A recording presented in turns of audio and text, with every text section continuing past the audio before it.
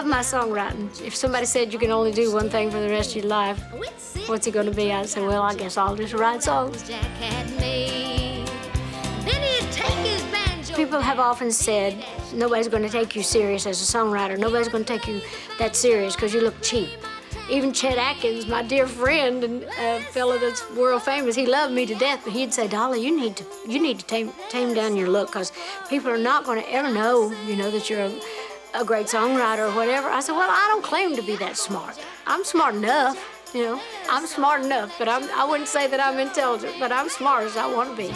A heart song melody plays like a symphony, the sweetest music I have ever known.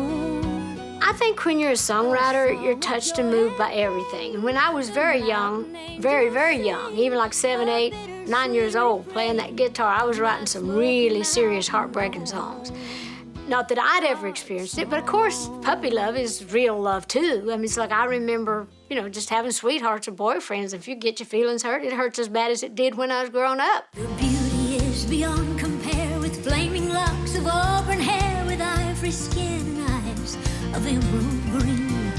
In my early career, I had enough of, sadness in my life. I have a very positive, upbeat way, so people think I'm always happy. Well, I'm not always happy. I wouldn't want to always be happy, because that would be a very shallow person. I feel everything right to the bone. I mean, it's like I just feel it all.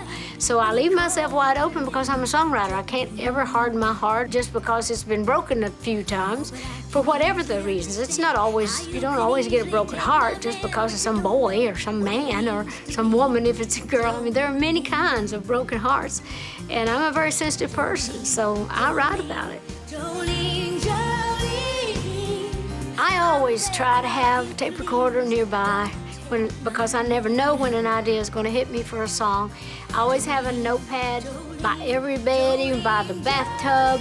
It's like sometimes when I'm just taking a bath and I'm just relaxing, things will start spinning in my head, and I'll have to get a rag, wipe the water off my hands, and get the paper and write something down. And when I fly or when I ride the bus, I'm always kind of ready, or I certainly have a pencil and paper nearby.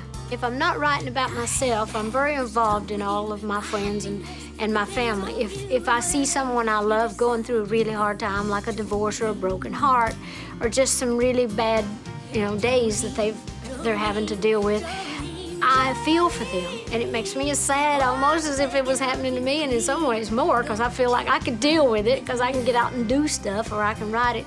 So I know if they're not able to write how they feel, I get ideas and thoughts. Sometimes I write for them just so they will know somebody understands, and then sometimes I just write about that situation knowing that so many people go through that. So I do love to write, and I get my ideas from everywhere. Everybody I meet, sometimes I'll just be talking to a person and they'll say something and I'll think, wow, what a great idea for a song. I'm not listening to them talk so I can steal their ideas, but every once in a while, just in talking, somebody will say something and you'll think, ooh, what a great story idea, or what a great line. So it comes different ways to me. That's my favorite thing that I do, is to write songs. My coat of many colors that my mama made for me, made only from rags, but I wore it so proudly. Although we had no money, I was rich as I could be in my coat